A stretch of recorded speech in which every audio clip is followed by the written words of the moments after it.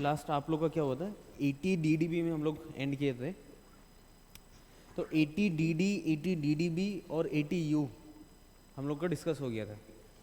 तो आपको क्या करना है अभी, आप लोग का पेज नंबर टेक्स्ट बुक का 472 इलास्ट्रेशन नंबर 31 में आना है, जो कि किसका लिए है, आपका 80 DDB के लिए था। तो पहले एक बार 80 DDB को हम लोग फिर से यहाँ पे ला देते हैं। 80 DDB के लिए पहला हम लोग को कंडीशन क्या था कि कोई भी एक इंडिविजुअल जो 80 DDB का डिडक्शन ले रहा है उनको क्या होना पड़ेगा, रेसिडेंट इंडिविजुअल होना पड़ेगा। ठीक है, रेसिडेंट इंडिविजुअल हुआ और उनको अगर कुछ भी मेडिकल ट्रीटमेंट कर रहा है तो उनको 40,000 का डिडक्शन कब मिलेगा, अगर उनका एज क्या है सीनियर सिटीजन से कम है। अगर वो सीनियर सिटीजन है तो उनको 1 लाख का मिलेगा। तो एग्जांपल्स में आपको आना है इलास्ट्रेशन नंबर 31। उसमें क्या है आप लोग का एसएससी का नाम सब दिया हुआ है और साइड में क्या है रेसिडेंशियल स्टेटस दे के रखा हुआ है। तो रेसिडेंशियल स्टेटस को आपको कंसिडर करना है। तो रेसिडेंट में यहाँ पे क्या बोला है, ordinary resident, not ordinary resident, उसका बारे में बोला नहीं है। यहाँ पे खाली ओनली किसका बात बोल के रखा हुआ है, रेसिडेंट का बोल के रखा हुआ है। तो पहला वाला जो आपका पर्सन है, नेम ऑफ द एसएससी क्या है पी, और उनका रेसिडेंशियल स्टेटस क्या है, ऑर्डिनरी रेसिडेंट। ऑर्डिनरी रेसिडेंट होने से वो रेसिडेंट है या नहीं है, रेसिडेंट है। तो रेसिडेंट है तो उनको अभी डिडक्शन कितना मिल सकता है, 40,000 का। तो पहले आपको देखना पड़ेगा 80 DDB में कि उनका स्पेसिफाइड डिजीज़ है कि नहीं। तो स्पेसिफाइड डिजीज़ है बोल के मान के चल रहे हैं यहाँ पे। तो स्पेसिफाइड डिजीज़ में आपने खर्चा कितना किया, 6,000। तो किसका ऊपर खर्चा किया है, भाई का ऊपर, डिपेंडेंट डिजेबल डिपेंडेंट का ऊपर में आपने खर्चा किया है। तो उसमें कितना खर्चा किया आपने, 6,000। एज ऑफ द ब्रदर कितना है, 28। तो age of the brother matter करता है या नहीं करता है, करता है। तो एज ऑफ द मैटर से क्या होता है, 40 और 1 लाख का हम लोग ऊपर में डिपेंड करता है। तो resident status of the dependent है, वो भी मैटर करता है या नहीं करता है,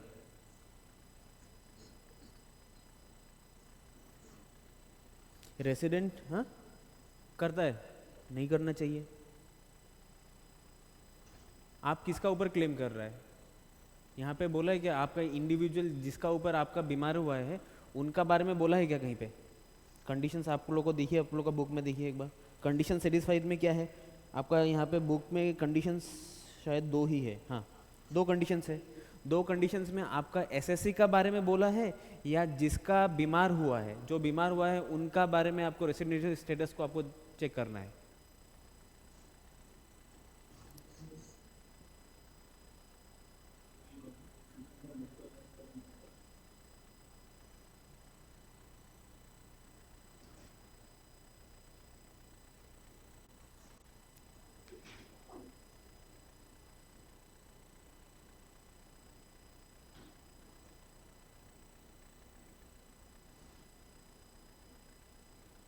ठीक है, कुछ बोला वहाँ पे, नहीं बोला है, तो आपको कंसिडर नहीं करना है। जिन्होंने अभी क्या कर रहा है, ये डिडक्शन ले रहा है, उनका ही खाली रेसिडेंशियल स्टेटस चेक करना है। तो अभी पी क्या है, रेसिडेंट है, उनको अभी डिडक्शन कितना मिलेगा, 6,000 का डिडक्शन मिलेगा। भाई रेसिडेंट है, वो नहीं है, उससे मतलब नहीं है। फिर ओ में आइए, नॉट ऑर्डिनरी रेसिडेंट, मतलब क्या है, रेसिडेंट है या नहीं है, रेसिडेंट है। रेसिडेंट होने से डिडक्शंस मिलेगा। अभी पहले यहाँ पे कौन होना पड़ेगा, इंडिविजुअल होना पड़ेगा। ये इंडिविजुअल है, रेसिडेंट है, तो उनको डिडक्शन मिलेगा। अभी 40 या 1 लाख है कि नहीं, वो हम लोग को डिसाइड करना है। तो एक्सपेंडिचर्स कितना खर्चा किया है, 80,000। एज कितना है ब्रदर का, 63। तो सीनियर सिटीजन है, तो सीनियर सिटीजन है तो आपको कितना मिलना चाहिए, 1 लाख मिलना चाहिए।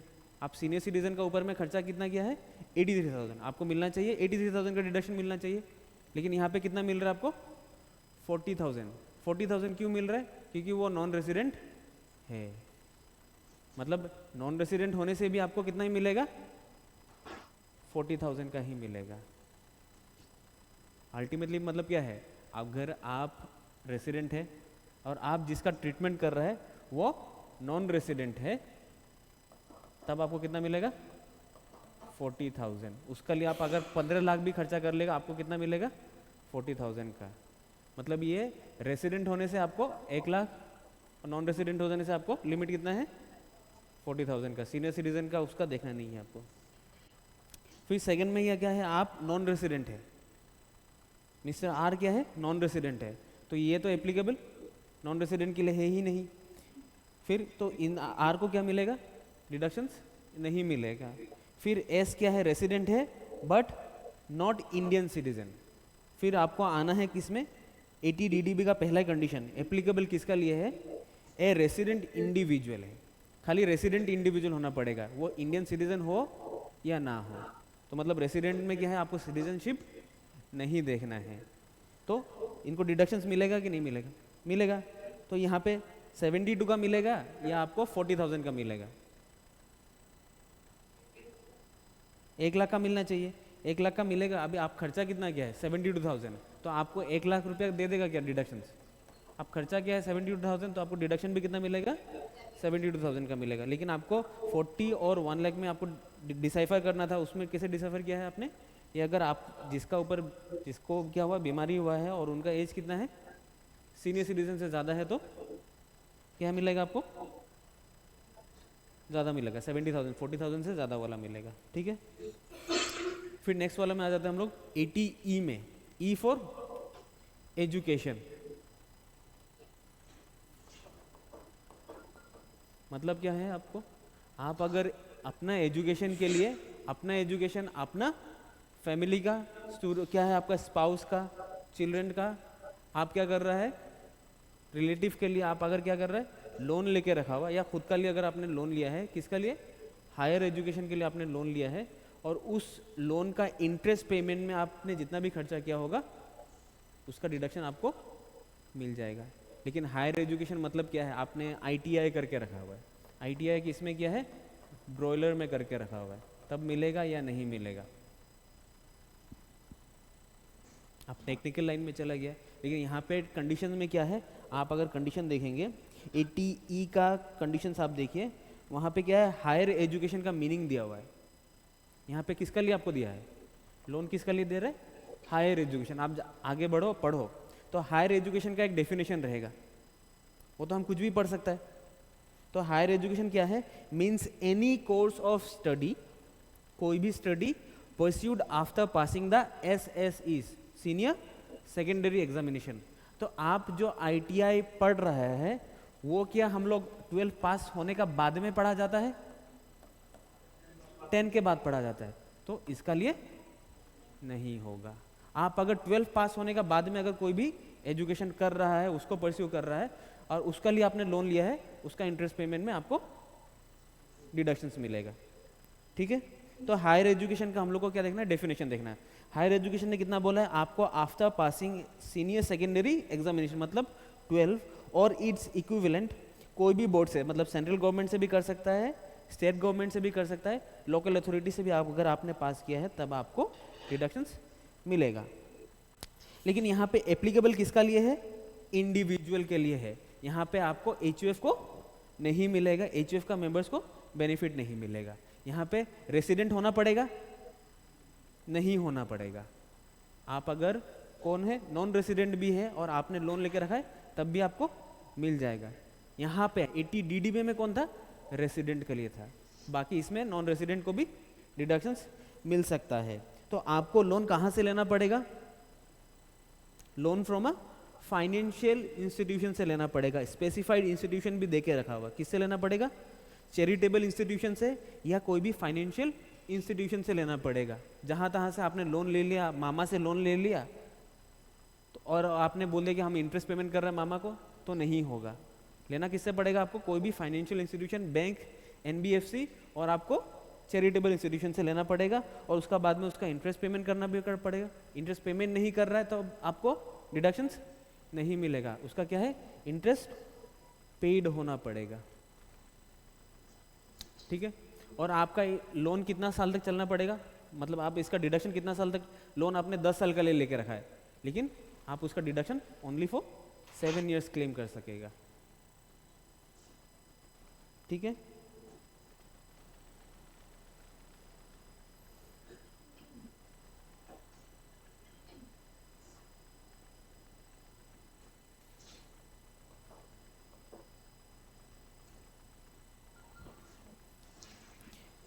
फिर आ जाता है आपका 80EE।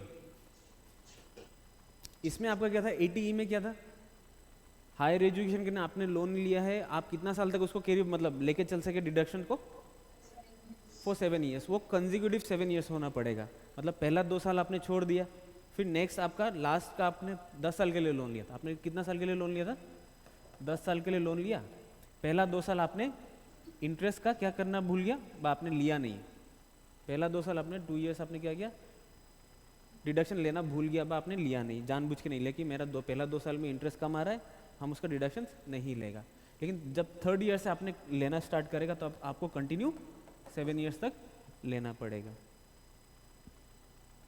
लेना पड़ेगा नहीं, आपका ऊपर डिपेंडेंट है। डिडक्शन किसका ऊपर डिपेंडेंट है, खुद का ऊपर। आपका भी गवर्नमेंट तो आके नहीं बोलेगा कि आप डिडक्शन ले लो, आप अपना इनकम कमा दो, गवर्नमेंट को तो मतलब ही नहीं है। डिडक्शन लेने का मतलब किसका है, आपका है, ठीक है। तो 80EE में आ जाते हैं हम लोग। तो 80E किसका लिए था, हायर एजुकेशन के लिए था। EE मतलब क्या हो गया, ज्यादा पढ़ाई कर दिया। ज्यादा पढ़ाई करने से क्या होगा, आपको घर बनेगा। E फॉर एजुकेशन, ज्यादा पढ़ाई करने से घर बनेगा। तो घर बनने के लिए आप किसका ले लिया, हाउस प्रॉपर्टी। कैसे लेना पड़ेगा, रेसिडेंशियल हाउस प्रॉपर्टी। ज्यादा पढ़ाई किया, घर बना, और घर बनने के लिए मैंने क्या किया, लोन ले लिया। Deduction for interest on loan borrowed from financial institution. कैसा फाइनेंशियल इंस्टीट्यूशन, बैंक हो सकता है, हाउसिंग फाइनेंस, मतलब जो घर बनाने के लिए ही खाली लोन देता है। तो हाउसिंग फाइनेंस बैंक से आपने लोन लिया है फॉर एक्विजिशन। क्या करने के लिए, एक्विजिशन के लिए। मतलब आपने क्या है, कंस्ट्रक्शन करने से आपको 80EE का बेनिफिट नहीं मिलेगा। आपने घर खरीदा किसका लिए है, रेसिडेंशियल हाउस प्रॉपर्टी, मतलब कमर्शियल अगर बिल्डिंग आपने खरीदा है, हाउस प्रॉपर्टी खरीदा है, तो उसका लिए नहीं मिलेगा। पहले एक्विजिशन करना पड़ेगा। फर्स्ट क्या होना पड़ेगा, आपको लोन लेना पड़ेगा। लोन लेके इंटरेस्ट पेमेंट करना पड़ेगा। उसका बाद में लिया किस लिए है आपने, रेसिडेंशियल हाउस प्रॉपर्टी एक्वायर करने के लिए। तो आपको डिडक्शन कितना मिल सकता है, अप टू 50,000, अप टू 50,000। लेकिन यहाँ पे क्या है, कुछ कुछ कंडीशंस है। कंडीशंस क्या क्या है कि आपको क्या होना पड़ेगा, पहले इंडिविजुअल होना पड़ेगा। इंडिविजुअल मतलब क्या है, रेसिडेंट या नॉन रेसिडेंट होने से भी चलेगा, लेकिन आपको इंडिविजुअल होना पड़ेगा, बाकी किसी को इसका बेनिफिट नहीं मिलेगा। अगर कोई भी एक कंपनी घर खरीद के रखा हुआ है और उसको 80EE का डिडक्शन चाहिए तो उनको नहीं मिलेगा। तो पहला क्या है, कंडीशंस, आपको लोन लेना पड़ेगा, समझ में आ गया। फिर क्या है, सैंक्शन ऑफ लोन होना पड़ेगा। आपने लोन कब लिया होना पड़ेगा, प्रीवियस ईयर 16-17 में लोन लेना पड़ेगा आपको। अब अगर आप उसका आगे में ले लिए या उसका बाद में ले लिया तो ये डिडक्शंस आपको नहीं मिलेगा। ये स्पेशल डिडक्शन किसका लिए था, 15 आपका 16-17 में आपका इलेक्शन हुआ था क्या, नहीं हुआ होगा शायद, 14 में हुआ था आपका। हाँ, तो 2 साल बनाया था, मोदी साहब बोलते कि आपको गिफ्ट दे रहा है क्या, इसका लिए आप 16-17 में घर लीजिए, तब जाके हम डिडक्शन देगा। उसका बाद में अगर आप घर लिया है तो आपको डिडक्शंस नहीं मिलेगा। तो लोन सेंक्शन कब होना पड़ेगा, 15-16 में होना पड़ेगा। और लोन सेंक्शन का अमाउंट कितना है, मतलब आपने लोन कितना का लिया होना पड़ेगा, 35 लाख से कम होना पड़ेगा। और वैल्यू ऑफ द हाउस कितना होना पड़ेगा, 50 लाख से कम। तो और इसका बाद में क्या है, the assessee should not own any residential house. जिस साल में आपने 15-16 या 16-17 में, यहाँ पे कौन सा है, 16-17 में आपने लोन लिया है, तो उस साल में आपका पास कोई भी घर नहीं रहना पड़ेगा। कैसा घर नहीं रहना पड़ेगा, रेसिडेंशियल हाउस प्रॉपर्टी नहीं होना पड़ेगा। आपका पास पहले कोई घर नहीं था, 15-16 में आपने लोन लिया है और घर का वैल्यू कितना है, 50 लाख से कम है, और आप लोन भी कितना ले रहे हैं, 35 लाख से कम लिया है, तब जाके आपको डिडक्शन कितना मिलेगा, 50,000 का मिलेगा। ठीक है, यहाँ पे ये बात नहीं बोला कि आपने इंटरेस्ट कितना पेमेंट कर रहा है नहीं कर रहा है, उसका कोई मतलब नहीं है। हाँ बोलिए, 80E एजुकेशन में, हाँ 50,000, हाँ हाँ क्वांटम क्या है, इंटरेस्ट ऑन लोन। आपको लिमिट कितना है, हम क्या बोला, डिडक्शन इज अप टू 50,000। मतलब आपने पूरा साल में अगर 1.5 लाख भी दिया होगा तो आपको डिडक्शन कितना मिलेगा, 50,000, उससे ज़्यादा नहीं मिल सकता है। ठीक है। फिर से डबल डिडक्शंस नहीं मिलेगा। डबल डिडक्शंस कैसे नहीं मिलेगा? क्योंकि 24 में आपने इंटरेस्ट ऑन लोन भी एक रखा था, तो अगर हाउस प्रॉपर्टी में आपने डिडक्शन लेके रखा हुआ है तो फिर से यहाँ पे डिडक्शन लेने का मतलब नहीं बनता है।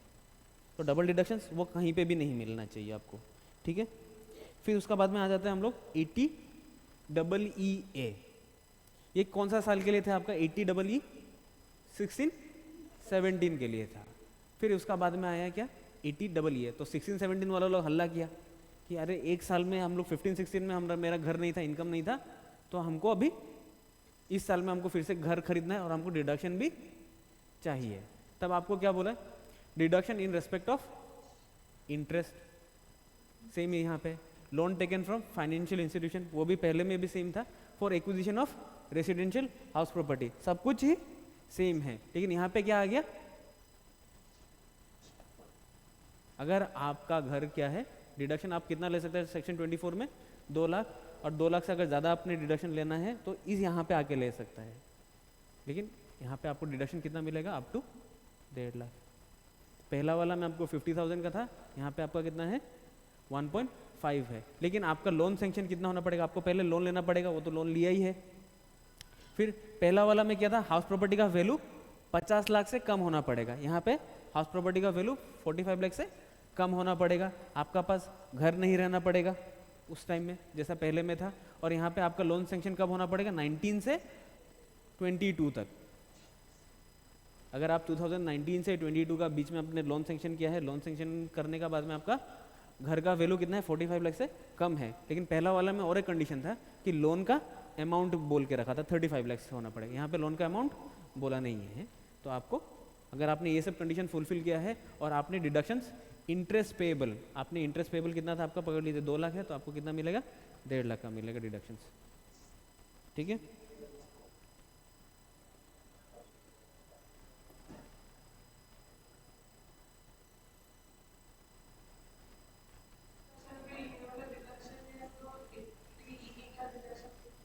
हाँ, तो 80EE का डिडक्शन कब मिलता है आपको? 16-17 का घर लेने से। तो आपने 16-17 में घर लिया ही नहीं है, तो 80 तो मिलना ही नहीं चाहिए आपको। आप इसमें ही आएगा। और आप सेम चीज़ के लिए, हम क्या बोल रहे थे आपको, सेम चीज़ के लिए आपको डबल डिडक्शंस नहीं मिलेगा। अगर कहीं एक में आपने अगर डिडक्शन ले चुका है तो दूसरा वाला में डिडक्शंस नहीं लेना है, ठीक है। तो 80EE खत्म हो गया। अभी हम लोग आता है 80EE बी। EEB क्या है? Electric vehicle. आप कौन सा भी इलेक्ट्रिक का व्हीकल निकल रहा है? उबर का निकल रहा है क्या? नहीं निकला हुआ शायद। ओला एक का आपने क्या कर दिया? इलेक्ट्रिक व्हीकल एक खरीदा है। बाद टाटा का ईवी आपने खरीदा है। तो अभी क्या है, गवर्नमेंट ने बोला है कि कुछ भी, अगर गवर्नमेंट को क्या है, कुछ भी चीज़ को अगर प्रमोट करना है, गवर्नमेंट क्या कर देता है? आपको इनकम टैक्स में बेनिफिट कर देगा या उसका स्लैब कमा देता है। तो अभी क्या है, क्या है, पॉल्यूशन कम हो रहा था। अभी पॉल्यूशन को क्या करना था? कमाना था। G20 का मीटिंग होता है कि वहाँ पे बोलता है कि आपको, हम लोग को क्या है, कार्बन रिडक्शन, हम लोग को एमिशन कमाना है। कार्बन का एमिशन कमाना है तो हम लोग को कैसे कमा सकता है? इलेक्ट्रिक व्हीकल्स हम लोग को लाना पड़ेगा। अभी इलेक्ट्रिक व्हीकल्स लाना है तो प्रमोट करना है, तो क्या बोल दिया कि आपको यहाँ पे डिडक्शन दे दिया, कि डिडक्शन दे दिया कि आपको इलेक्ट्रिक व्हीकल्स खरीदिए तो आपको डिडक्शंस मिल जाएगा। आप लोन में भी खरीदिए और आपने को जितना भी इंटरेस्ट पेमेंट करना है आपको डिडक्शन कितना मिलेगा?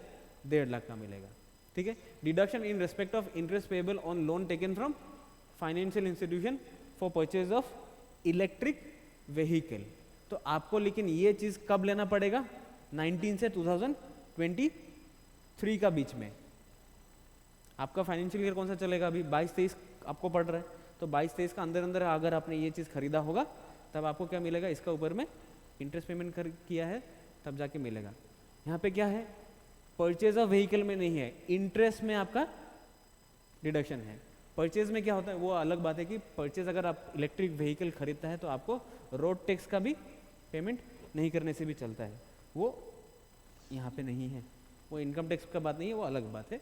ये इनकम टैक्स में खाली इंटरेस्ट ऑन लोन का ऊपर में आपको डिडक्शन कितना मिल रहा है? 1.5 लाख का, ठीक है। कंडीशंस और कुछ है? कंडीशन में क्या है, खाली 2 ही कंडीशन था, इलेक्ट्रिक व्हीकल लेना पड़ेगा, लोन लेना पड़ेगा और उसका टाइम है था 2019 से 23 तक। ठीक है। फिर उसका बाद में कहाँ जाते हैं हम लोग, 80G, जी फॉर क्या है, हाँ लेकिन नहीं, डोनेशन आप किसको देगा, जी फॉर गवर्नमेंट। गवर्नमेंट को क्या दे रहा है आप, डोनेशन। यहाँ पे फुल्ली आपका क्या है, गवर्नमेंट डोनेशन नहीं होता है। अगर जहाँ पे भी क्या है, यहाँ पे 4 कैटेगरी बोल दिया है, यहाँ पे सबसे इजी करके दिया आपका बुक में भी और चार्ट में लिखा हुआ सही से कि क्या है, विदाउट लिमिट है, ये जो पहला वाला है इसमें क्या है, विदाउट लिमिट है, विदाउट लिमिट। इन दोनों में आपका लिमिट है। लिमिट का जहां पे भी आपका लिमिट रहेगा उसमें आपको क्या निकालना है, एडजस्टेड ग्रॉस टोटल इनकम निकालना पड़ेगा। आपका एडजस्टेड ग्रॉस टोटल इनकम का 10% निकालना पड़ेगा। एडजस्टेड ग्रॉस टोटल इनकम का 10% जितना होता है, जीटीआई का 10% निकालना है, उसको कंपेयर करना है आपका डोनेशन का अमाउंट का साथ में। अगर आपका donation amount is bigger than the adjusted GTI portion, तब आपको मिनिमम ऑफ द फॉलोइंग मिलेगा। मतलब कौन सा पड़ेगा, एडजस्टेड जीटीआई का पड़ेगा। जो भी मिनिमम होगा वो लिमिट में, अगर आप तब आपको यहाँ पे कंसिडर करना पड़ेगा। विदाउट लिमिट में आपने जितना डोनेशन दिया है उतना का ही डिडक्शन मिल जाएगा। तो यहाँ पे क्या है, 2 पोर्शन में पहले डिवाइड किया है, एक लिमिट विदाउट लिमिट और एक है लिमिट का साथ में। लिमिट वाला में क्या है, आपको 150 और यहाँ पे 100 और 50% का डिडक्शन मिलेगा। मतलब आपने अगर 1 लाख रुपया यहाँ पे डोनेशन किया है तो आपको 100% यहाँ पे मिलेगा और यहाँ पे 50,000 का मिलेगा, और यहाँ पे लिमिट नहीं है। तो यहाँ पे क्या है, जहाँ पे भी अगर आपको दिख रहा है क्या, नेशनल दिखेगा, नेशनल दिखेगा। प्राइम मिनिस्टर को खाली यहाँ पे ये खाली एक्सेप्शन है, यहाँ पे खाली आपको क्या मिल रहा है, 50%। अदरवाइज सब प्राइम मिनिस्टर को भी क्या मिलेगा, 100% रिडक्शन। मतलब प्राइम मिनिस्टर या नेशनल लेवल का कोई भी फंड में अगर आपने क्या कर रहा है, पैसा दे रहा है। भारत बोलने से क्या होता है, ये भी नेशनल हो गया। Prime minister national relief fund, national आ गया यहाँ पे। फिर नेशनल चिल्ड्रन फंड, नेशनल आ गया। स्वच्छ भारत नेशनल आ गया, नेशनल। और प्रधानमंत्री केयर फंड। तो ये सब चीज़ फंड में अगर आपने पैसा लगाया तो आपको डोनेशन 100% डोनेशन का डिडक्शन मिल जाएगा। फिर उसका बाद में क्या है, prime minister's drought relief fund. फिर जवाहरलाल नेहरू गांधी फैमिली को अगर ला देता है तो उसको मैं क्या बोलेगा, 50 रुपया खा दिया, तो आपको डिडक्शन भी 50% का मिलेगा। फिर उसका बाद में क्या है, ये सब में क्या है, लिमिट नहीं था। फिर उसका बाद में क्या आ जाता है आपका, अगर आपको कोई भी गवर्नमेंट को, स्टेट गवर्नमेंट को पैसा लगा है, लोकल अथॉरिटी को पैसा दिया है, कोई भी इंस्टीट्यूशन को आपने फैमिली प्लानिंग के लिए पैसा दिया है, तब 100% डिडक्शन मिलेगा, सब्जेक्टेड टू लिमिट। लिमिट किसका है, एडजस्टेड जीटीआई का 10% निकालना है, उसका साथ में बाद में आपको कंपेयर करना है। फिर उसका बाद में अगर आप कोई भी चर्च, गुरुद्वारा, मॉस्क में अगर आपने पैसा दिया है, जिस को देने से नहीं होगा, फिर से यहाँ पे भी आपको क्या देखना पड़ेगा, उनका पास चैरिटेबल इंस्टीट्यूशन का एक सर्टिफिकेट रहता है, वो रहना पड़ेगा। अगर उसका पास सर्टिफाइड है, सब कुछ है, तब जाके अगर आपने पैसा लगाया है, तब जाके आपको कितना मिलेगा, 50% का डिडक्शन मिलेगा। समझ में आ गया आपको। तब आपका बुक का पेज नंबर 477 और 478 में आपका बढ़िया से दिया हुआ है कि आपको क्या है, पॉइंट नंबर 1 से 26 तक क्या है, कोई भी लिमिटेड नहीं है। पॉइंट नंबर 1 से पॉइंट नंबर 26 तक जो टेबल दिया है, ये सब फंड में अगर आपने पैसा लगाया है तब आपको क्या है, कोई भी लिमिटेड नहीं है। मतलब आप 100% भी हो सकता है, 50% भी हो सकता है। 100% कैसे बोला था, जिसमें आपका नेशनल नाम होगा उसको 100% देना है, और जब बाकी सब में क्या करना है, आपको 50% है। फिर सेकंड वाला में क्या है, कोई भी नाम नहीं है, कोई भी इंस्टीट्यूशन को आपने पैसा दिया है, कोई भी स्टेट गवर्नमेंट को दिया है, लोकल गवर्नमेंट को अगर पैसा दिया है, तब आपको लिमिट लगाना पड़ेगा, क्योंकि इसमें गवर्नमेंट इन्वॉल्व नहीं है। गवर्नमेंट जहाँ पे इन्वॉल्व नहीं होगा तब आपको एडजस्टेड जीटीआई का अकॉर्डिंग में देखना है। ठीक है, समझ में आ गया आपको। फिर यहाँ पे आपको आना है पेज नंबर 477 का computation of quantum of deduction में देखना है। क्वांटम ऑफ डिडक्शन मतलब हम लोग डिडक्शन कैसे कैलकुलेट करेंगे। ठीक है, तो पहला वाला में क्या है, आपका लिमिटेड नहीं था, तो पहला वाला में लिमिट नहीं है, तो आपने अगर जितना भी पैसा लगाया है उसका 100% डिडक्शन ले लीजिए विदाउट लिमिट वाला पोर्शन में। ये खत्म है आपका। इसको आपको क्या करना है, डिडक्शन को आपको लेस करना है। फिर सेकंड वाला में क्या है, आपको 100% या 50% है, सब्जेक्टेड टू लिमिट। ये लिमिट निकालने के लिए आपको क्या करना पड़ेगा, पहले 10% of adjusted GTI. Adjusted GTI, GTI तो आप निकालेंगे ही, तो जीटीआई का बाद में अगर आप बिफोर दिस डिडक्शंस, उसका आगे में जितना भी डिडक्शन है उन सबको क्या करना है, लेस करना है। मतलब 80C, 80 ट्रिपल सी, 80 CCD 1, बाकी सब है जो 80 80E है, सबको आपको माइनस करना है। उसका बाद में आपको क्या निकलेगा, एडजस्टेड जीटीआई निकला। फिर उसका बाद में क्या निकालना है आपको, 10% निकाला। उस 10% से यहाँ पे जितना भी डोनेशन किया उसको कंपेयर करिए, विच एवर इज लोअर, आपको डिडक्शन मिल जाना चाहिए। ठीक है, यहाँ पे अगर आपको देखना है तो यहाँ पे हम लोग कौन सा करेंगे,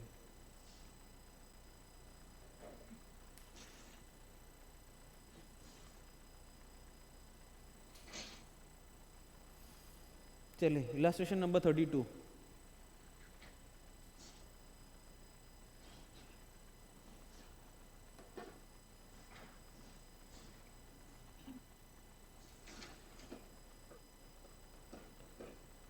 पहले क्या है, पीजीबीबी में आपका क्या दिया हुआ है, प्रॉफिट देके रखा हुआ है। पहले आपको जीटीआई निकालना पड़ेगा। अगर आपका पास जीटीआई नहीं है, पीजीबी में आपको कितना मिल रहा है, 80,000 का प्रॉफिट मिल रहा है। Income from other sources, IFOS में कितना है आपको मिल रहा है, 10,000 रुपया।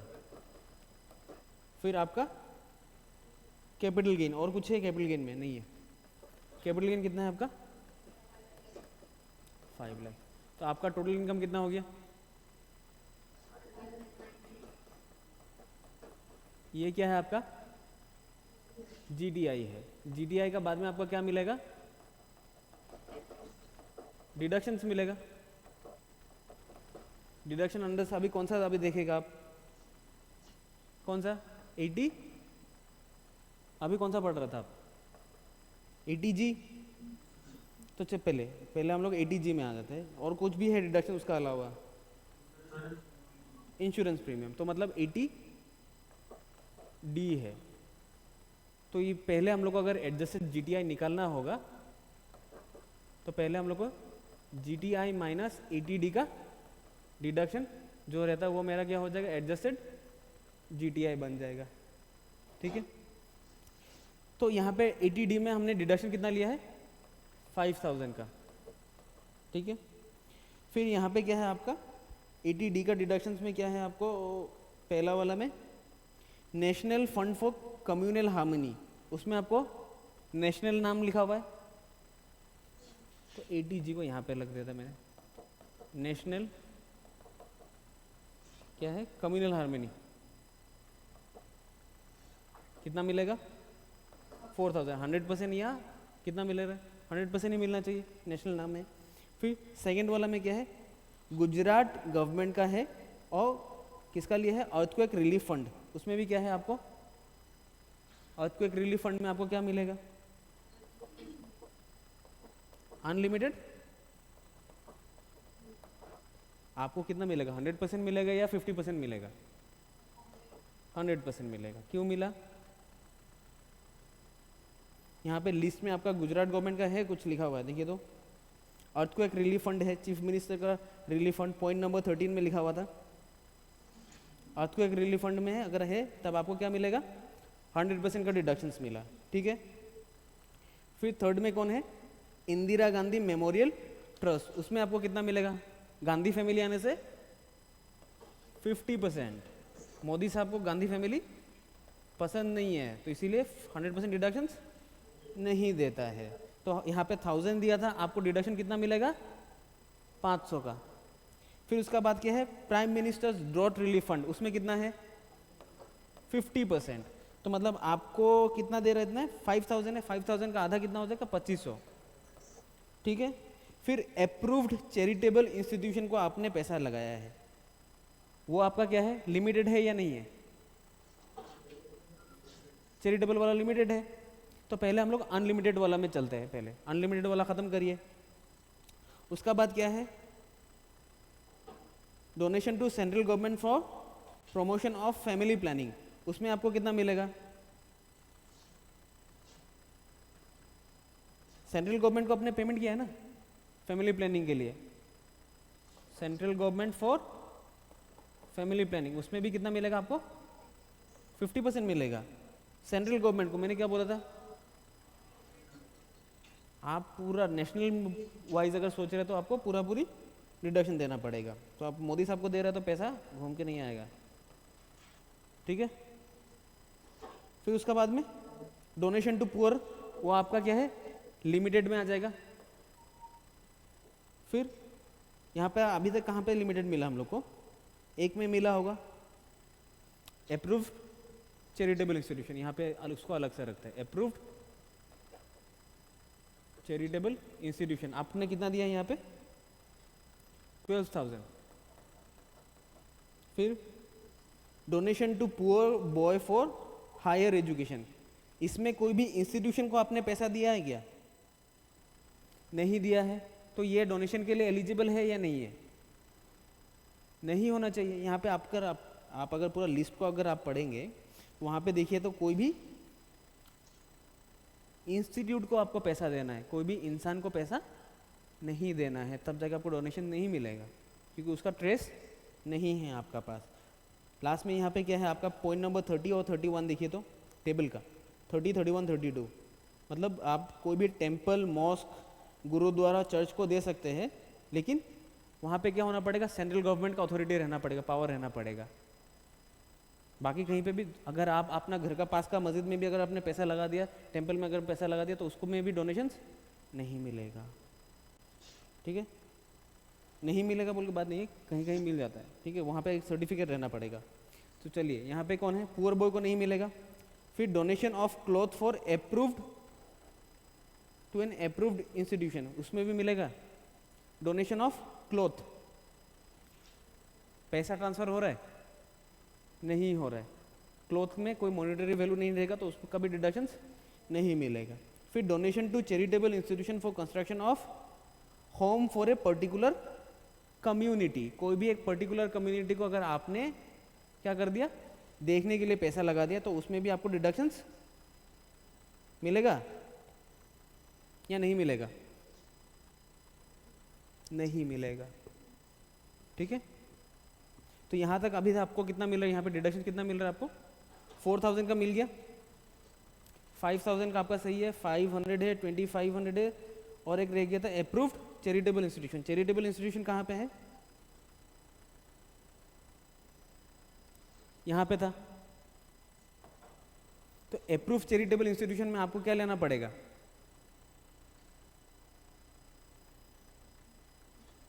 Approved charitable institution is your limited deduction. यहाँ पे अगर आप देखेंगे उसका बाद में आपका पॉइंट नंबर 27 से 33 तक आपका क्या है, लिमिटेड डिडक्शंस था। तो अगर कोई भी आप अप्रूव्ड, यहाँ पे गवर्नमेंट अप्रूव्ड है, गवर्नमेंट अप्रूव्ड चैरिटेबल इंस्टीट्यूशन को आपने पैसा दिया, तो मतलब क्या मिलेगा आपको? 100 और 50% ऑफ डिडक्शन मिलेगा। लेकिन आपको लिमिट क्या रहेगा, एडजस्टेड जीटीआई का 10%।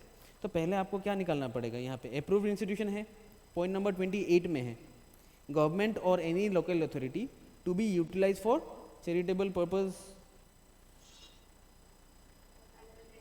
हाँ, तो उसको हम लोग मान लिया कि वो क्या है, चैरिटेबल इंस्टीट्यूशन है, ठीक है। चैरिटेबल 80G का आपका पॉइंट नंबर 27 में भी एनी अदर फंड और any institution which satisfies condition mention in 80G subsection 5 है। तो ठीक है, तो उस क्लोज का अंडर में आपका ये चैरिटेबल इंस्टीट्यूशन को आपने पैसा लगाया है, आपको कितना मिल रहेगा? 50% ऑफ डिडक्शंस मिलेगा ना, क्या 50% ऑफ डिडक्शंस मिलेगा? तो आपका 50% ऑफ डिडक्शंस कितना है?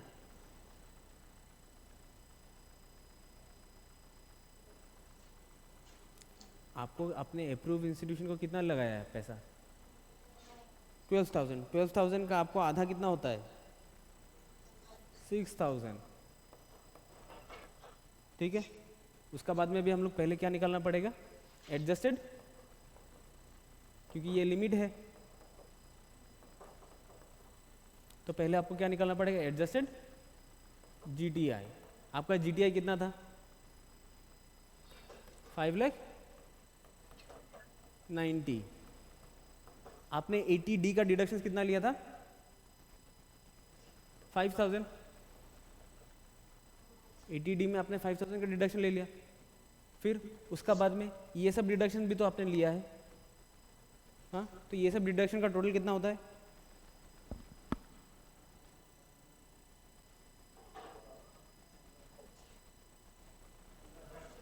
15 होता है। कितना होता है 15,000। ये कितना है 15,000, ठीक है, इतना समझ में आ रहा है। लेकिन यहाँ पे क्या बोला था 80G में before deduction of 80G, before 80G मतलब 80G में इसको कंसिडर करना है या नहीं करना है। एडजस्टेड जीटीआई का फॉर्मूला में क्या था GTI minus deductions before 80G, मतलब ये 80G है कि नहीं, तो इसको कंसिडर नहीं करना है। तो 5,90,000 था, 5,90,000 से मैंने 5,000 को माइनस कर दिया। लेकिन एक बात बताइए, ये जो कैपिटल गेन का पैसा है इसका ऊपर में कोई भी डिडक्शंस नहीं मिलता है, कैपिटल गेन का ऊपर कोई भी डिडक्शंस नहीं मिलता है, तो आपको यहाँ पे कैपिटल गेन को भी हटाना पड़ेगा। क्यों हटाया, क्योंकि इसका ऊपर में डिडक्शंस नहीं मिलता है।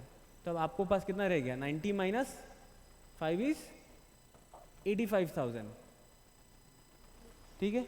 तो आपका एडजस्टेड जीटीआई कितना हो गया 85,000, उसका आपको कितना निकालना है 10%। आपको डिडक्शन कितना मिलना चाहिए 8,500, और आपने कितना क्लेम किया है इधर पे, आपको मिलना कितना चाहिए 8,500, और आपने यहाँ पे डोनेशन कितना किया है, नहीं, आपने अप्रूव्ड चैरिटेबल इंस्टीट्यूशन में कितना पैसा लगाया है 12,000, तो आपको डिडक्शन कितना मिलेगा, आपको डिडक्शन कितना मिलेगा। अच्छा एक बात बताइए, तो donation to central government for promotion of family planning, उसको एक बार ढूंढिए तो वहाँ पे टेबल में है, नहीं मिल रहा था।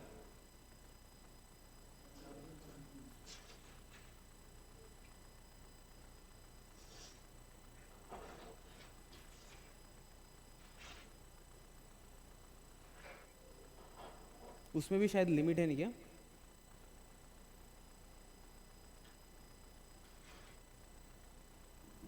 Donation to central government for family planning,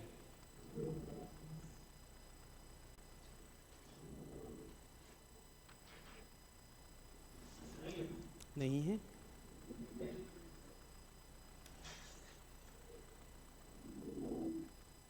नहीं है आपका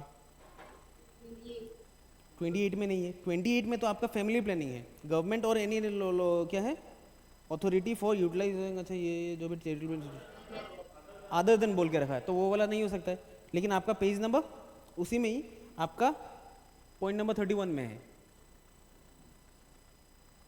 पॉइंट नंबर 31 में क्या है गवर्नमेंट और एनी अप्रूव्ड, गवर्नमेंट तो है, और any approved local authority institution to be utilise for promotion of family planning, वो लिमिटेड हो गया आपका, ठीक है। तो उसमें आपका 100% मिल रहा था, लेकिन उसमें क्या है आपको लिमिट आ गया, तो इसमें भी ये क्या होगा, तो इसको कंसिडर नहीं करना है आपको। ये भी इसका साथ में कहाँ पे आ जाएगा फैमिली प्लानिंग, फैमिली प्लानिंग में क्या आ जाएगा 3,000 और आपका 12,000, ये 3,000 ही था, काट दीजिए, ठीक है। अभी हमने कितना लगाया यहाँ पे 15,000 लगाया, लेकिन आपको डिडक्शन कितना मिल रहा है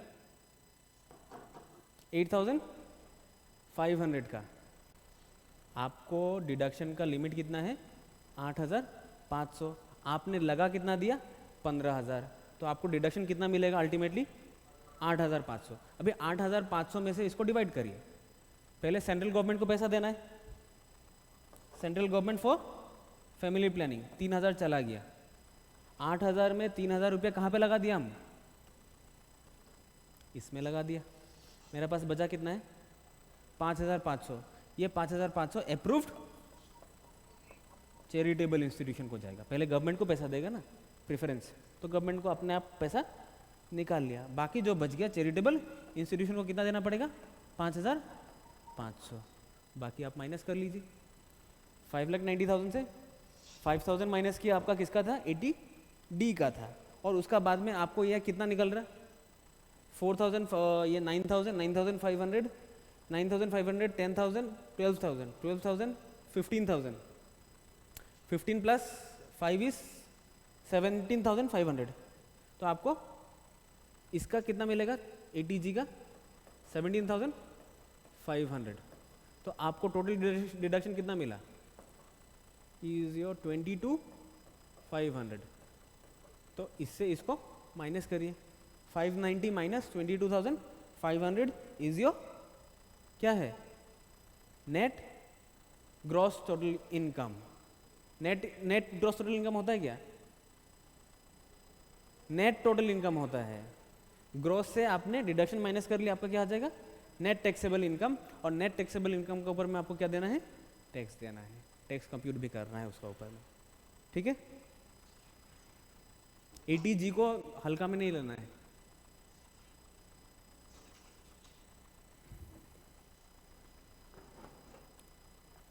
ठीक है, फिर हम लोग आते हैं 80GG में। कहाँ पे है भाई,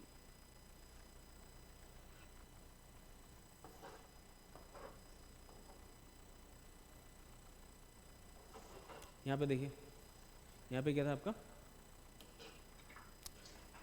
आपने ग्रॉस टोटल इनकम कंप्यूट किया है, डिडक्शन एक्सेप्ट 80G करना था, वो कर दिया। शॉर्ट टर्म और लॉन्ग टर्म कैपिटल गेन को भी हटाना था, जो हम लोग हटा दिया था। उसका बाद में जो भी निकलता उसका बाद उसका ऊपर हमको क्या करना है 10% निकालना था। और आपको कैश में पेमेंट नहीं करना है। अगर आपने कैश पेमेंट किया है तो आपको 2,000 तक ही कैश पेमेंट अलाउड है।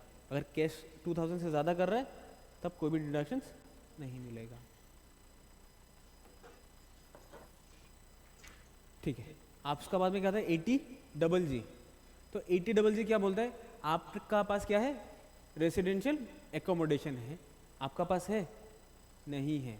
आप कहाँ पे रह रहे हैं रेंट में रह रहे हैं, और ये रेंट किसका लिए दे रहा है आपने रेसिडेंशियल एकोमोडेशन, मतलब आपने आपका पास घर नहीं है, आप रेंट में रह रहे हैं। और आपने अगर रेंट में रह रहे हैं तब आपको डिडक्शंस मिलेगा। ठीक है, तो इंडिविजुअल कैसा होना पड़ेगा, not in receipt of house rent allowance. तो HRA किसको मिलता है, HRA किसको मिलता है,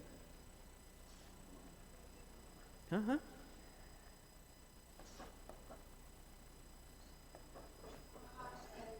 सैलरीड पर्सन को मिलता है। तो अगर आप सैलरीड इंसान हैं आपको 80G नहीं मिलेगा। ये भी ट्रू है या नहीं है, आप सैलरीड इंसान हैं लेकिन आपको HRA नहीं मिल रहा है तब भी आपको ये डिडक्शंस मिलेगा। ठीक है, मेनली आपको देखना है कि HRA, अगर आप सैलरीड है तो HRA नहीं मिलना पड़ेगा। अगर आपको HRA मिल रहा है तो आपको 80GG का डिडक्शंस नहीं मिलेगा।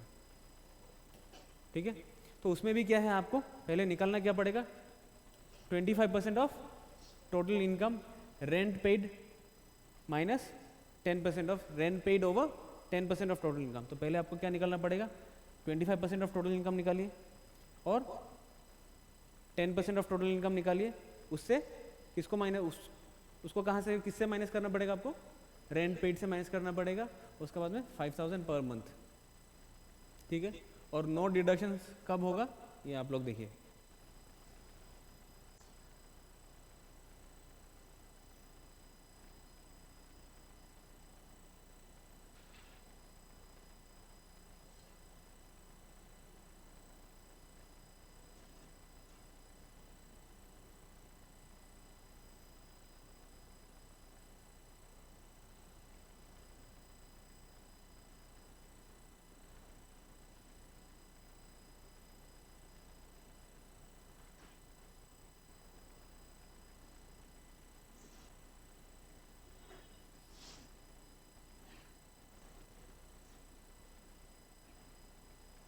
ये समझ में आया आपको? डिडक्शन कब नहीं मिलेगा? कब नहीं मिलेगा? अगर आप जहाँ पे ड्यूटी कर, आपका ऑफिस जहाँ पे, आपका बिजनेस जहाँ पे, वहाँ पे आपका अलावा आपका वाइफ का और दूसरा फैमिली का नाम पे अगर क्या है, घर है, तब आपको इसका डिडक्शंस नहीं मिल पाएगा। तो पहले यहाँ पे क्या देखना है आपको? सेम चीज़ आपका डोनेशन का जैसा ही है। यहाँ पे एटीजीजी में क्या है, आपको 25% ऑफ टोटल इनकम निकालना है। लेकिन यहाँ पे एक चीज़ याद रखना कि आपको जहाँ पे भी यहाँ पे टोटल इनकम का बात बोल देता है डोनेशन में, आपको क्या निकालना है? एडजस्टेड जीटीआई निकालना पड़ेगा। क्योंकि टोटल इनकम निकलता कब है? डोनेशन का बाद में। आप तो पहले डोनेशन, ये डोनेशन का बाद में आप कैसे निकाल पाएगा? पहले आप इस डोनेशन को माइनस करना पड़ेगा, उसका बाद में आपका नेट टोटल इनकम निकलता है। तो आपको क्या निकालना पड़ेगा? बिफोर दिस डिडक्शंस, उसका आगे में जो भी डिडक्शन आता है उसको माइनस कर लेना है। माइनस करने के बाद में एडजस्टेड जीटीआई में भी फिर कि आपको क्या निकालना पड़ेगा? जो भी आपका स्पेशल रेट ऑफ टैक्स में रहता है। जैसे आपका क्या है, कैपिटल गेन का स्पेशल रेट था 20% और 10%, वो स्लैब रेट फॉलो नहीं करता है। तो स्पेशल रेट ऑफ टैक्सेस का जितना भी इनकम होता है उसको भी निकालिए, क्योंकि उसका ऊपर में डिडक्शन भी नहीं लगता, फ्लैट टैक्स लग जाता है। तो जो स्लैब रेट का इनकम है उसको पकड़िए और स्पेशल रेट वाला को निकालिए, और उसका बाद में अदर डिडक्शंस को आपको लेस करना पड़ेगा। उसका बाद में आपको क्या निकालना है? 25%। फिर सेम 10% निकालना, रेंट पेड निकालना है। उसका बाद में जो भी लोअर होगा उसमें आपको क्या मिलेगा? डिडक्शंस मिलेगा। तो आप लोगों को कौन सा करके आना है? इलस्ट्रेशन नंबर 33, ये आप लोगों को खुद को करके आना है। सेम है, आपको एटीजी जैसे किया था, एटीजीजी भी सेम ही होगा आपका।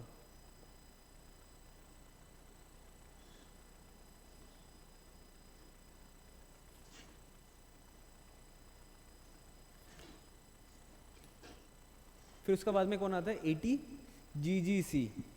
गवर्नमेंट को ने क्या बोला है कि गवर्नमेंट का कंट्रीब्यूशंस, ये क्या था? गवर्नमेंट का कंट्रीब्यूशंस किसको दे रहा है आप? जीजीसी मतलब पॉलिटिकल पार्टीज को दे रहा है। अगर आप एनी पर्सन, यह कौन है, किसका लिए एप्लीकेबल है? Any person other than local authority, artificial judicial person. मतलब क्या बोला है? गवर्नमेंट का आर्टिफिशियल जुडिशियल पर्सन कौन है?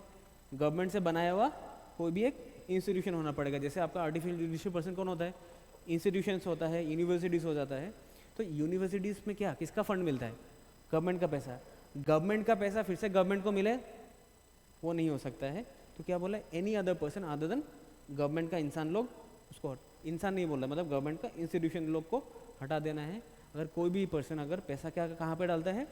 पॉलिटिकल पार्टीज में डालता है, तब उसको फुल्ली डिडक्शंस मिल जाएगा। लेकिन उसको कहाँ पे करना पड़ेगा? अदरवाइज डन बाय कैश, मतलब कैश में नहीं करना है। और इसमें भी 100% 50% वाला कोई भी नहीं है। तो पॉलिटिकल पार्टीज को पैसा देते रहिए। तो फिर बाद में क्या आ जाता है? ATJJAA। ATJJAA क्या बोलता है कि ये नया वाला आया है, ठीक है। इसमें क्या बोल के रखा है कि आपको पहला वाला में क्या है, आपको ड्यू डेट का पहले इनकम टैक्स रिटर्न अगर आपने नहीं मारा है तब भी आपको वो डिडक्शंस मिलता रहेगा। अभी आप कितना तक पढ़ा है? ATGGC फॉर पॉलिटिकल पार्टीज, इतना तक आपने पढ़ा है। इतना तक में क्या है, आपको इनकम टैक्स का रिटर्न टाइम में अगर फाइल नहीं किया है तब भी आपको ये डिडक्शंस मिल जाएगा। अभी जो पढ़ेंगे उसमें क्या है, आपको ड्यू डेट का टाइम में आपको इसका रिटर्न मारना पड़ेगा। अगर आपने ड्यू डेट में नहीं मारा है और आप इसका एक्सपेंस या डिडक्शंस मांग रहा है तो आपको नहीं मिलेगा। यहाँ पे कौन है? ATJJAA, मतलब पहला पास मेरा पास एक एम्प्लॉय था और मैंने जुड़वा ले लिया, तो J का डबल और A का डबल, तो जुड़वा इंसान ले लिया, मतलब क्या क्या हो गया? एम्प्लॉयमेंट में न्यू एम्प्लॉयज़ मैंने ले लिया।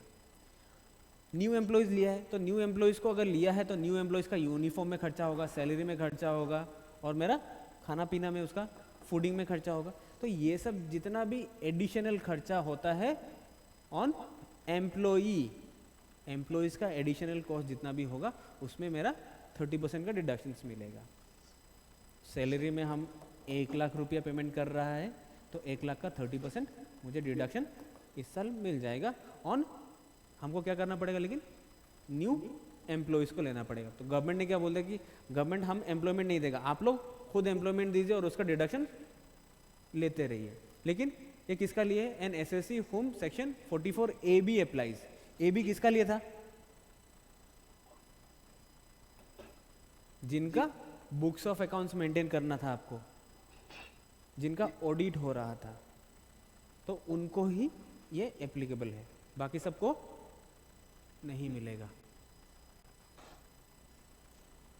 तो फिर बाद में कहते हैं 80 Q Q B. Q Q B क्या मतलब है? आपने क्यू क्यू कब करता है आप अगर क्यू मतलब क्या है? क्वेश्चन करना। तो आप पढ़ाई करेंगे तब ना क्वेश्चन करेंगे। तो पढ़ाई करने से आप कौन बना? तो आप ऑथर बना। हम कहानी बना रहे हैं, आप लोग सुनते रहिए। तो यहाँ पे क्या है? आप अगर कोई भी रेसिडेंट इंडिविजुअल है और आप कौन है? ऑथर है, तो आपको क्या मिला? ऑथर बनने के लिए रॉयल्टी मिला। क्यू क्यू बी से आपको बुक याद करना है, तो फिर बुक अगर है तो रॉयल्टी हो मिलेगा। अगर रॉयल्टी मिलता है तो आपको क्या देना पड़ेगा? क्या देना पड़ेगा? इनकम देना पड़ेगा। तो उस इनकम में, रॉयल्टी इनकम में कुछ खर्चा होता है? क्या खर्चा होता है? अगर ऑथर है, आपको खर्चा क्या होगा? आपका बुक कौन पब्लिश करेगा? पब्लिशर पब्लिश करेगा। आपका कुछ खर्चा होता है? नहीं होता है। आपको तो खाली पैसा आ रहा है। तो वो पैसा में आपको क्या मिलेगा? डिडक्शंस मिलेगा। डिडक्शन कितना मिलेगा? Income derive from the exercise of the profession, और 3 लाख। मतलब आपने इनकम अगर 7 लाख भी किया होगा तो आपको डिडक्शन कितना मिलेगा? Up to a limit of 3 lakh मिलेगा। ठीक है, ये एक बार देख लीजिए आप लोग।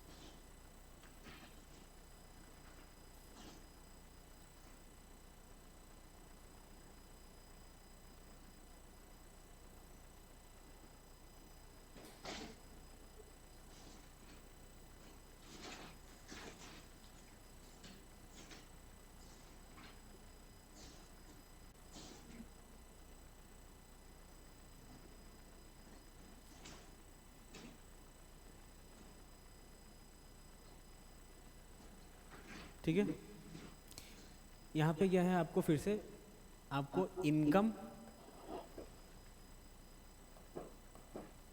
3 लाख,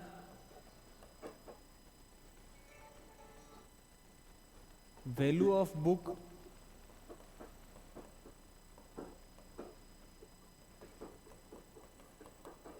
15% निकालना है। यहाँ पे पहले क्या बोला है आपको? आपका अगर रॉयल्टी इनकम ये वाला है, पहले तो कंडीशन क्या है? आपको इनकम और 3 lakh which ever is lower निकालना था। फिर इसका ये वाला 15% का क्लोज कब आएगा? जब आपका क्या है? रॉयल्टी से इनकम, रॉयल्टी का इनकम आपका 15% ऑफ बुक से ज़्यादा हो। वैल्यू ऑफ बुक पहले निकालना पड़ेगा कि बुक का वैल्यू कितना है और उसका 15% निकालिए। वैल्यू ऑफ बुक का 15% निकाला और आपका रॉयल्टी इनकम वो अगर वैल्यू ऑफ बुक से ज़्यादा हो तब आपको वैल्यू ऑफ बुक का 15% तक का ही एग्जम्पशन मिलेगा। रॉयल्टी किसका ऊपर मिलता है? बुक का ऊपर मिलेगा। बुक का वैल्यू निकालना पड़ेगा, उसका ऊपर में 15% निकाला, जो भी निकला उसको आपको फिर से रॉयल्टी के साथ में कंपेयर करना पड़ेगा। फिर उसके बाद में विच एवर इज लोअर, उतना का आपको क्या मिलेगा? एग्जम्पशन मिलेगा। तो पहले आपको देखना पड़ेगा कि आपका पास जो भी रॉयल्टी आ रहा है वो बुक वैल्यू से, बुक का वैल्यू से 15% से ज़्यादा है या नहीं है। अगर वैल्यू ऑफ बुक से अगर ज़्यादा है तब जाके आपको तीसरा कंडीशन देखना है, अदरवाइज आपको इनकम और 3 लाख में ख़त्म करना है आपको। ठीक है, फिर यहाँ पे आ गया RRB। जैसे आपको कहाँ पे मिल रहा था? यहाँ पे royalty on book, royalty income on book मिल रहा था। RRB बोल रहा है रॉयल्टी ऑन पेटेंट, आपने पेटेंट किया है, पेटेंट कर क्या करके क्या कर दिया, कंपनीज को आपने बेच दिया उस पेटेंट को, और उसका बाद में उस पेटेंट से आपको क्या मिल रहा है, पैसा मिल रहा है। तो इनकम और 3 लाख इसमें भी सेम है, तो 3 lakh which ever is lower का आपको क्या मिलेगा, डिडक्शंस मिलेगा। लेकिन इसमें पहला वाला में टेक्स्ट बुक में था, book certain books other than text book, और यहाँ पे पेटेंट में था। फिर ATTTA जो सबको ही मिलता है।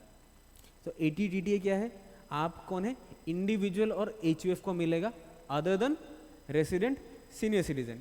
तो अदर देन सीनियर सिटीजन को क्यों हटा दिया, क्योंकि सीनियर सिटीजन के लिए अलग से ATTB है, ये किसका लिए, ओनली फॉर सीनियर सिटीजन्स।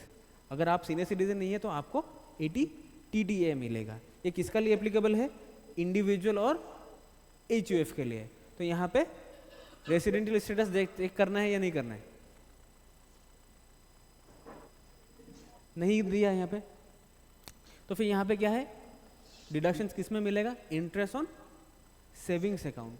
अगर आपका सेविंग्स अकाउंट है और उसमें आपको इंटरेस्ट मिल रहा है, आपको up to a limit of 10,000 का डिडक्शंस मिलेगा, ठीक है। लेकिन ये बैंक कहाँ पे करना पड़ेगा, बैंक में करना पड़ेगा, cooperative society, post office, bank, यहाँ पे करना पड़ेगा। टाइम डिपॉजिट नहीं हो सकता है। टाइम डिपॉजिट मतलब क्या है, फिक्स डिपॉजिट का इंटरेस्ट में अगर आपको इंटरेस्ट मिल रहा है तो उसका डिडक्शन इसका अंदर में नहीं मिलेगा। क्यों नहीं मिलेगा, क्योंकि यहाँ पे ओनली सेविंग्स अकाउंट बोल के रखा है। आपने अगर RD करके रखा है, रिकरिंग डिपॉजिट करके रखा है, और आपका एज क्या है, सीनियर सिटीजन से कम है, तब आपको नहीं मिलेगा उसका। तो यहाँ पे किसका मिलेगा, सेविंग्स अकाउंट का डिडक्शंस मिलेगा। ATTB किसका लिए है, सीनियर सिटीजन के लिए है। यहाँ पे इंटरेस्ट ऑन डिपॉजिट बोला है, ये चीज़ आपको खाली याद रखना है।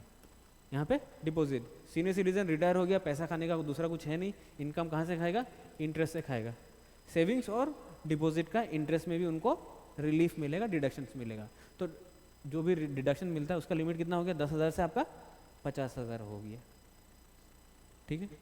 उसका बाद में क्या था आपका ATU, जो हम लोग ने डिस्कस कर लिया था, 75 और 125 था। और ये किसका लिए करना पड़ेगा, खुद का लिए करना पड़ेगा। यहाँ पे रेसिडेंट होना ही चाहिए आपको, और सीनियर सिटीजन को भी यहाँ पे क्या होना पड़ेगा, रेसिडेंट होना पड़ेगा, क्योंकि यहाँ पे बेनिफिट भी भर भर के दे रहा है,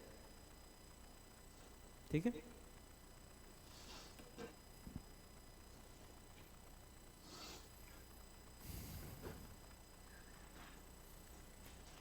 चलिए यहाँ पे इलस्ट्रेशन जो भी है आप लोग का, आप लोग एक बार इसमें आइए तो पेज नंबर 509,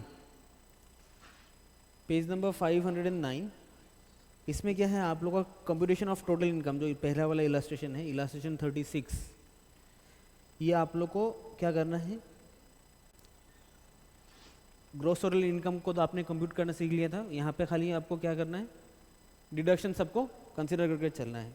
फिर उसका बाद में था क्या, रिलीफ। रिलीफ का कैलकुलेशन हम लोग ने पहले कर लिया था, तो उसको आपको पहले से ही देखना है। फिर इसका बाद में अगर नेक्स्ट चैप्टर अगर आता है आप 515 टैक्सेशन ऑफ इंडिविजुअल, वो भी हम लोग ने पहले कर लिया था। टैक्सेशन कैसे होता है, टैक्स किसका ऊपर लगता है, टैक्स कैसे हम लोग कैलकुलेट करते हैं, उसका हम लोग ने पहले कर चुका है। फिर आपका page number 525 of your text book जो था 115 BAC ऑल्टरनेटिव टैक्स रिजिम या न्यू रिजिम था। न्यू रिजिम का भी कंप्यूटेशन हम लोग ने कर लिया था। पेज नंबर 525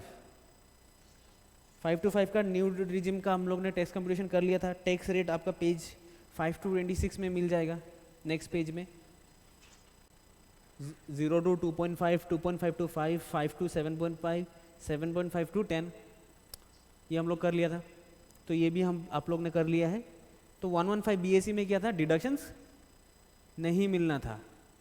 ऑल रिजिम में आपको डिडक्शन मिल रहा था, 115 BAC में डिडक्शन नहीं मिल रहा था। ये चीज़ हो गया आप लोग का। HUF, पार्टनरशिप फर्म, ये सब में भी आप लोग ने टैक्स कंप्यूटेशन कर लिया था, क्योंकि यहाँ पे हम लोगों को कहाँ पे था, रेट था, स्लेब वाइज नहीं था। हम लोग कंप्यूटेशन पहले ही करके आ चुके हैं। फिर इसका बाद में अगर आपको आना है अभी 547 जो कि है एडवांस टैक्स।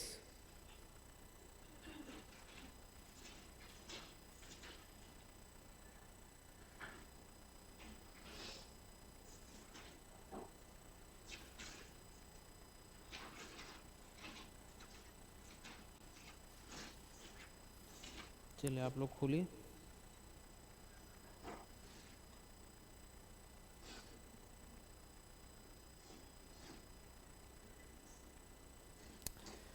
चलिए ये एकदम इजी है, यहाँ उसको ज़्यादा टाइम नहीं लगाएंगे, इसको अभी 5 मिनट में ख़त्म करते हैं। ये क्या है? Advance tax. एडवांस टैक्स मतलब क्या है? आपको टैक्स रिटर्न मारने का टाइम में पेमेंट नहीं करना है, रिटर्न मारने का आगे आगे पेमेंट कर देना है, तो उसको क्या बोला जाता है? Advance tax. Before filing of return अगर आपने कोई भी टैक्स, आपका टैक्स पेएबल था, आपने कंप्यूट करके रखा था और आपको पेमेंट करना है, उसको क्या बोला जाता है? Advance tax. अगर आप टाइम में एडवांस टैक्स पेमेंट नहीं करते हैं तब उसका ऊपर में आपको इंटरेस्ट भी चार्ज होता है, अगर आपने एडवांस टैक्स नहीं दिया है। तो गवर्नमेंट ने बोला पैसा दो लेकिन हमको एडवांस में दो, अगर एडवांस में नहीं देगा पैसा काट के रख देगा। तो गवर्नमेंट आपको कभी पैसा एडवांस में देता है? नहीं देता, लेकिन गवर्नमेंट को पैसा एडवांस में चाहिए। तो चलिए यहाँ पे क्या है, आपको अगर आपको कोई भी टैक्स, आपको पहले से ही पता है कि मेरा पे स्केल इतना है, मुझे साल में 5 लाख मिलेगा, 7 लाख मिलेगा, जितना भी मिलेगा इतना मिलेगा ही। उसका बाद में आपको पता है कि मेरा बैंक में इतना बैलेंस है, आपने पूरा साल का बैंक बैलेंस कंप्यूट किया, IFOS कंप्यूट किया, और आपने कितना साल में पकड़ लीजिए आपने कैपिटल गेन कितना भी कंप्यूट किया है, उसको आपको एक एस्टीमेट आपको मिल जाता है। उस एस्टीमेट से आपको पता है आपने डिडक्शन कितना लेना है, वो भी आपको पता है, आपने माइनस कर दिया, उसका बाद में आपको क्या निकलता है? Net total income. Net total income से आपको क्या निकलता है? Tax liability. ठीक है, आप अगर टैक्स लायबिलिटी, यहाँ पे ये चीज़ मैटर करता है, अगर आपका टैक्स लायबिलिटी क्या है? 10,000 से ज़्यादा हो, आपने टैक्स कंप्यूट किया है, वो भी ईयर एंड होने का पहले से ही, और उसका टैक्स पेबल कितना है? एडवांस टैक्स आपने कंप्यूट किया है, मतलब क्या है? आपने ग्रॉस टोटल इनकम निकाला, नेट टोटल इनकम निकाला, टैक्स लायबिलिटी निकाला, और उस टैक्स लायबिलिटी जो आपने एसेस किया है, आपने एस्टिमेट लगाया कि मेरा टैक्स लायबिलिटी क्या है? 10,000 से ज़्यादा आ रहा है। जैसे आपका नॉर्मली क्या आता है, पकड़ लीजिए 15,500 आ गया, या आपका 1,12,307 आ गया, ये 10,000 से ज़्यादा है, तब आपको क्या करना पड़ेगा? एडवांस टैक्स देना पड़ेगा। जब भी आपका टैक्स लायबिलिटी 10,000 से ज़्यादा हो, आपको एडवांस टैक्स के लिए आप एलिजिबल हो जाते हैं। अगर आपका टैक्स लायबिलिटी 10,000 से कम है, मतलब 5,000 है, 7,000 है, 9,000 है, तब आपको एडवांस टैक्स पेमेंट नहीं करना है। तब आपको उस पैसा को कब देना है? जब आप रिटर्न मारेंगे तभी देना है, अदरवाइज आपको इन डेट में आपको एडवांस टैक्स देना पड़ता है। ठीक है, हाँ। अभी एडवांस टैक्स क्या है? खाली एक इंडिविजुअल को नहीं देना है, सबको ही देना है। मतलब कोई भी एसएससी हो, उन सबको क्या करना है? पूरा साल का एस्टिमेट कर लेना है। आपका क्या है? आपको कहाँ पे लाना है?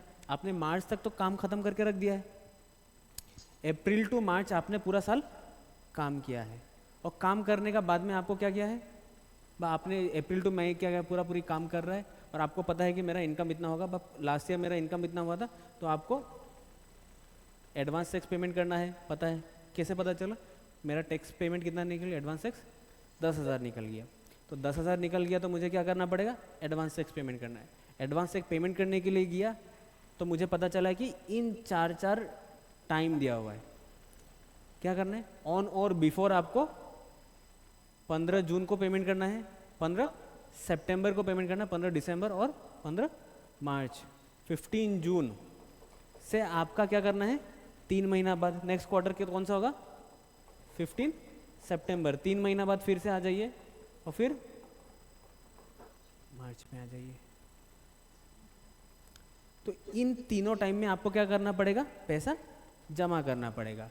अगर आपका टैक्स लायबिलिटी कितना निकल रहा था? 12,500 निकल रहा था, 12,500 का 15% यहाँ पे जमा करिए, फिर रेस्ट 12,500 आपने जमा कर दिया, 12,500 का क्या कर दिया?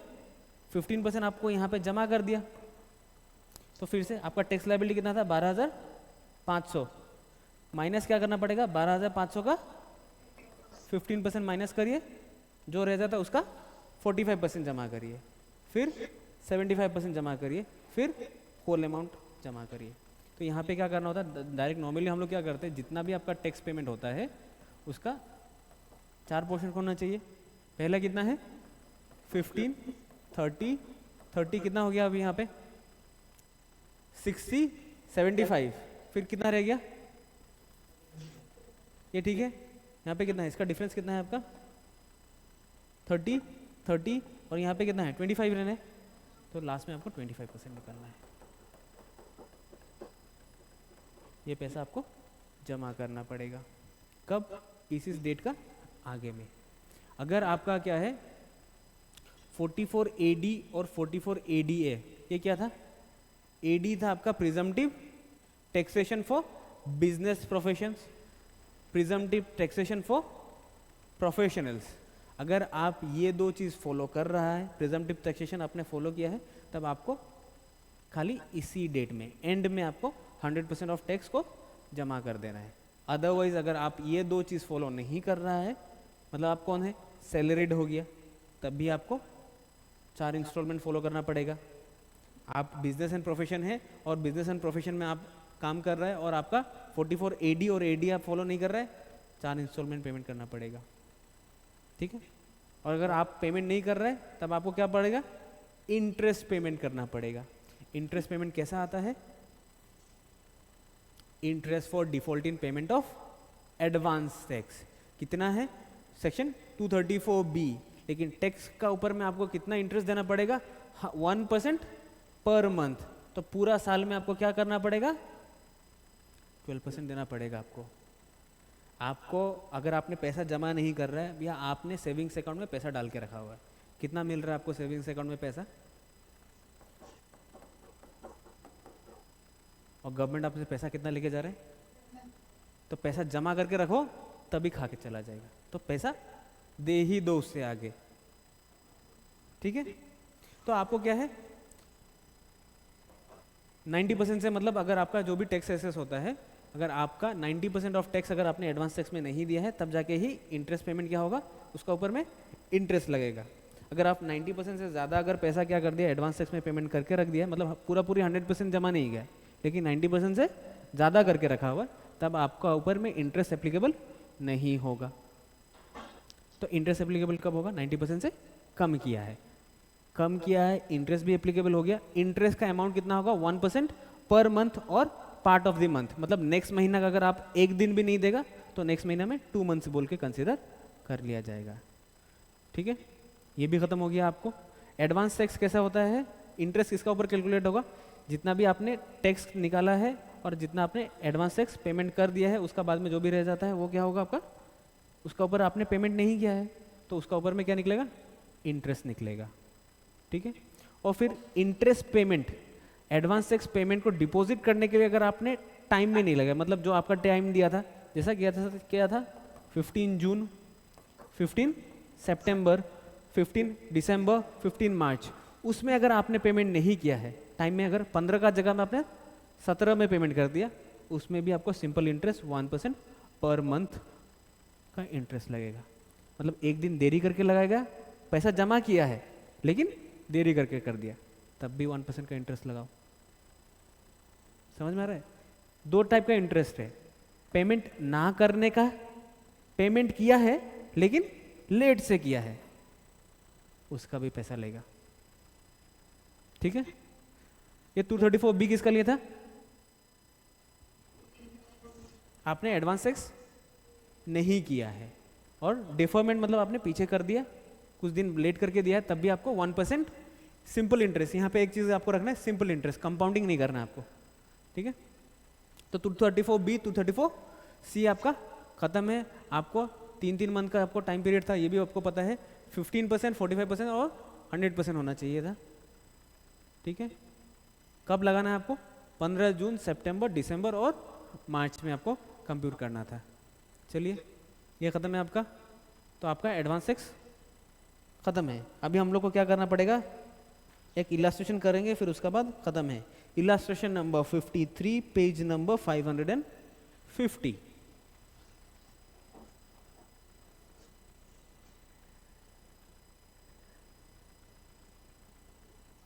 अरे अरे अरे अरे अरे अरे अरे,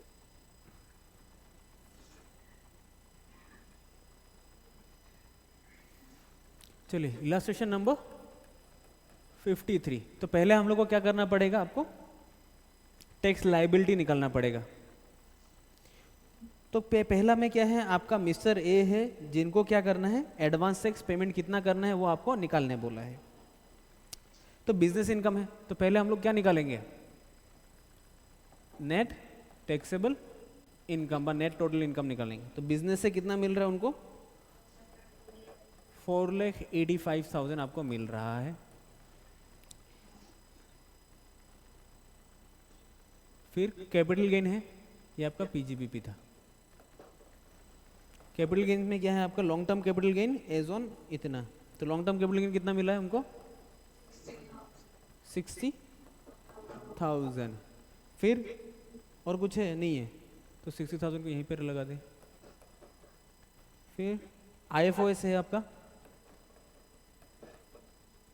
लॉटरी से आपको पैसा मिल रहा है। लॉटरी में कितना मिल रहा है आपको, 50,000। फिर आपका अदर इनकम है, अदर इनकम कहाँ पे जाएगा, आईएफओएस में ही आना है। फिर इंटरेस्ट ऑन लोन, ये सब क्या है, इंटरेस्ट ऑन लोन पेमेंट किया है ना, उसको मिला है।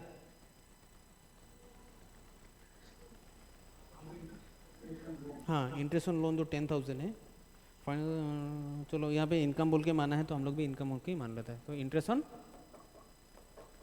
लोन कितना है आपका, 10,000 है। तो 5,000 किसका लिया था,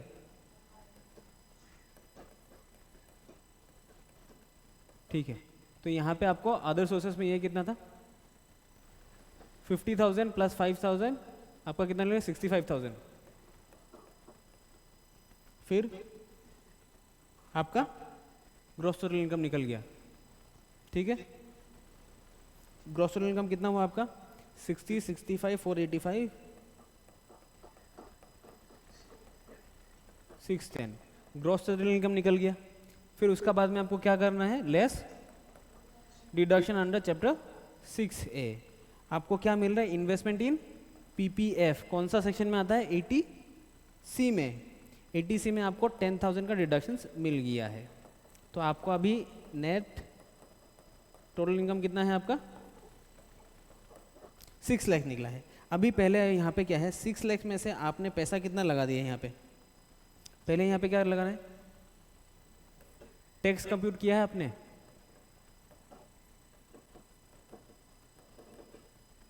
टैक्स तो कंप्यूट नहीं किया आपने।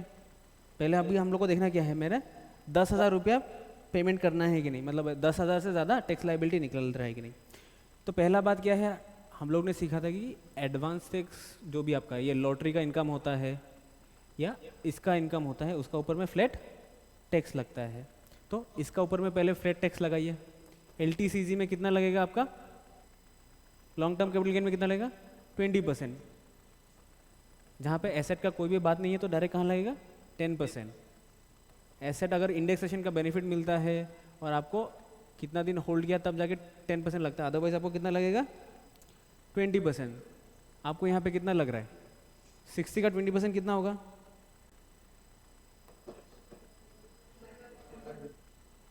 12,000। फिर उसका बाद में वो क्या है,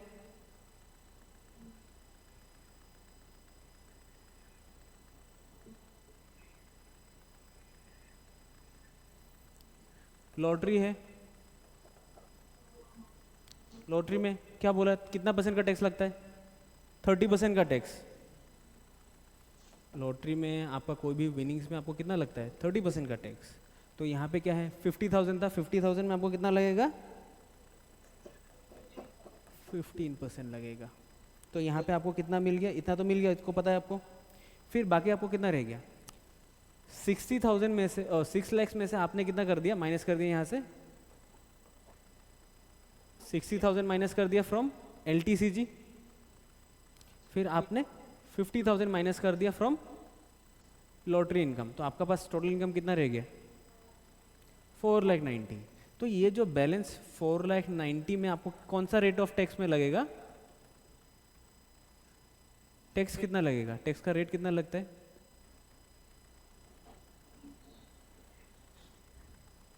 वो निकालिए। स्लैब रेट आपको याद है? स्लैब में कितना लगेगा आपको?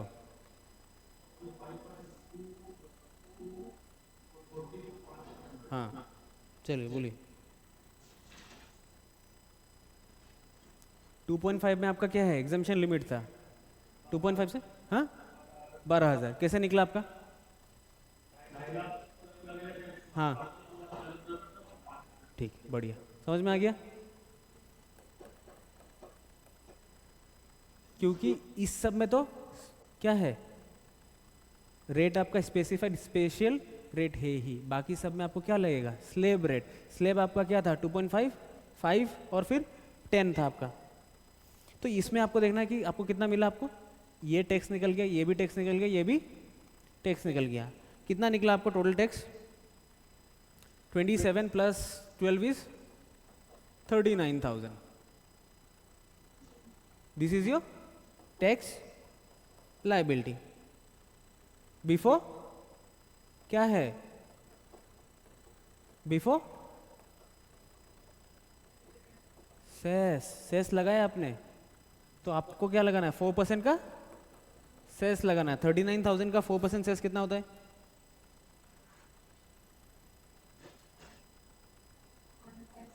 1560। 39,000 मतलब क्या होगा? 40,560, करेक्ट? 40,560। इतना समझ में आ गया? तो ये मेरा क्या है, अभी इतना मुझे टैक्स पेमेंट करना है, ठीक है। फिर उसका बाद में आपको देखना है कि टैक्स डिडक्टेड एट सोर्स बोल के लिखा हुआ है, मतलब टैक्स ऑलरेडी काट के रखा हुआ था। मुझे टैक्स पेमेंट इतना करना है और मेरा टैक्स ऑलरेडी काटा हुआ है। तो टीडीएस कितना है? पहला केस 1 पकड़ लेता है। केस 1 में आपका कितना है? 38,000। आपने माइनस कर दिया, बचा कितना आपका? 2,560। ये आपका टैक्स जो लायबिलिटी है ये 10,000 से कम है, तो आपको एडवांस टैक्स नहीं पेमेंट करना है। ये कौन सा था आपका? केस 1। इसमें नो एडवांस टैक्स, ठीक है। केस 2 पे आते हैं। केस 2 में तो यहां तक तो सेम होना चाहिए मुझे, 4560 तक मेरा सेम ही होगा, अलग तो कुछ है नहीं। तो मेरा टैक्स लायबिलिटी बिफोर टीडीएस कितना है? 4560। टीडीएस को हम प्लस करेगा या माइनस करेगा? माइनस करेगा, क्योंकि मेरा पैसा ऑलरेडी डिडक्ट होके रखा था। तो 15,000 हमने माइनस कर दिया। 560, 40 से 15 गया, मेरे पास कितना रहेगा? 25। तो 25,560 अगर रहा है वो 10,000 से ज़्यादा है और मुझे एडवांस टैक्स पेमेंट करना पड़ेगा। एडवांस टैक्स पेमेंट करने के लिए गया हम, तो मुझे 15 जून को एक पेमेंट करना है, 15 सितंबर, 15 दिसंबर और 15 मार्च को पेमेंट करना है, करेक्ट। तो पहला वाला में कितना पेमेंट करना है? 15%, फिर 30, 30 और नेक्स्ट 25। यही था। अभी हम ये यहाँ पे आपका क्या था? 15 था, यहाँ पे 45 था, यहाँ पे 75 था, यहाँ पे 100 था। लेकिन अल्टीमेटली आपको करना कितना है? 30%, 30%, 30%। अल्टीमेटली जाके यहाँ पे कितना होता है? 100% है। तो आपको 25,560 का क्या करना है? 15%, फिर इसका सेम माइनस करना है, वो अलग से बात है। यहाँ पे आपको डायरेक्ट 30% करिए। ये आप लोग करिए, तो बुक के साथ मैच हो रहा था तो सही बात है, होना ही चाहिए। अल्टीमेटली यहाँ का जो टोटल होगा वो जाके कितना होना पड़ेगा? 25,560 होना पड़ेगा।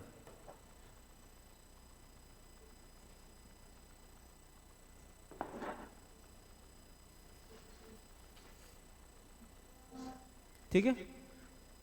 फिर चलिए 234B और 234C कब लगता है? 234B और non payment of advance tax कैसा लगता है? 1% पर मंथ और पार्ट ऑफ द मंथ। अगर आप लेट करके मारा है तब आपका 1% पर मंथ। कब से कंप्यूट करेंगे? इस डेट से।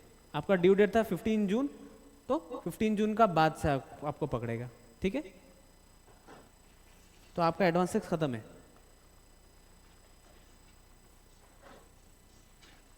आगे कंटिन्यू करें या छोड़ दें?